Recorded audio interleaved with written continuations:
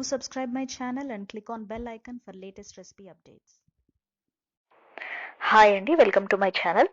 ఈరోజు నేను మామిడికాయ రసం రెసిపీ చూపించబోతున్నానండి. ఈ మామిడికాయ చారు తయారు చేయడానికి ముందుగా కావాల్సిన పదార్థాలు చూద్దాము. ముందుగా మామిడికాయ 1, నూనె 2 టేబుల్ స్పూన్లు, ఆవాలు జీలకర్ర 1/2 స్పూన్ చొప్పున, మెంతులు 10,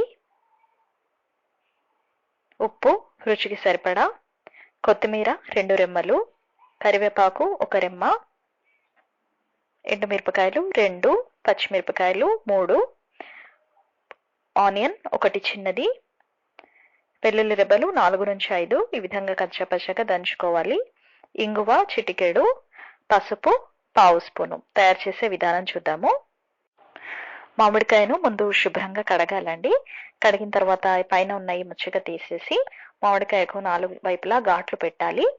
తర్వాత ఈ మామిడికాయను ఈ విధంగా ఒక గిన్నెలో నీళ్లు తీసుకుని అందులో వేసి ఒక 10 నిమిషాల పాటు మీడియం ఫ్లేమ్లో పెట్టి బాగా మామిడికాయను ఇలా నీళ్లలో 10 నిమిషాల పాటు మీడియం ఫ్లేమ్లో పెట్టి మరగనిచ్చానండి.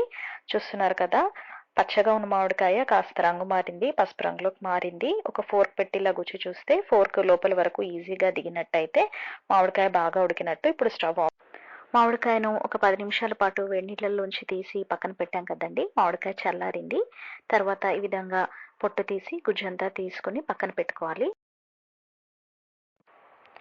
ముందుగా స్టవ్ మీద ప్యాన్ పెట్టానండి. ప్యాన్ వేడెక్కింది. ఇప్పుడు ఇందులో ఆయిల్ వేస్తున్నాను. ఆయిల్ వేడెక్కిన తర్వాత ఆవాలు జీలకర్ర మెంతులు వేస్తున్నాను. ఈ మెంతులు కాస్త చిటపటలాడాలి. ఈ మెంతులు కాస్త వేగిన తర్వాత ఇందులో ఇంగు వేస్తున్నాను. ఇప్పుడు ఇందులో ఎండుమిరపకాయలు వేస్తున్నాను. ఈ ఎండుమిరపకాయలు కాస్త నల్లబడాలండి. ఇప్పుడు ఇందులో పచ్చిమిరపకాయలు వేస్తున్నాను. పచ్చిమిరపకాయలు కూడా కాస్త చిటపటలాడాలి. తర్వాత కరివేపాకు వేస్తున్నాను. ఉల్లిపాయ ముక్కలు వేస్తున్నాను. ఉల్లిపాయలు ఆప్షనల్ అండి, నచ్చితే వేసుకోండి, వేసుకోకపోయినా పర్వాలేదు. వెల్లుల్లి రెబ్బలు కచ్చాపచ్చాగా దంచినవి వేస్తున్నాను. పసుపు వేస్తున్నాను. ఈ ఉల్లిపాయలు వెల్లుల్లి రెబ్బలు కాస్త వేగాలి. ఇప్పుడు ఇందులో మనం ముందుగా తీసి పెట్టుకున్న మామిడికాయ గుజ్జు ఉంది కదా, ఆ గుజ్జు వేస్తున్నాను. ఈ గుజ్జును ఒకసారి కలపాలండి. తర్వాత ఇందులో 3 గ్లాసుల నీళ్లు పోస్తున్నాను. నీళ్లు బాగా మరిగి పొంగు రావాలి. ఇందులో తగినంత ఉప్పు కూడా వేస్తున్నాను. అలాగే కొత్తిమీర తురుము కూడా వేస్తున్నాను. నీళ్లు బాగా మరుగుచ్చి దగ్గర పడితే మన మామిడికాయ చారు రెడీ అవుతుందండి. చాలా టేస్టీ.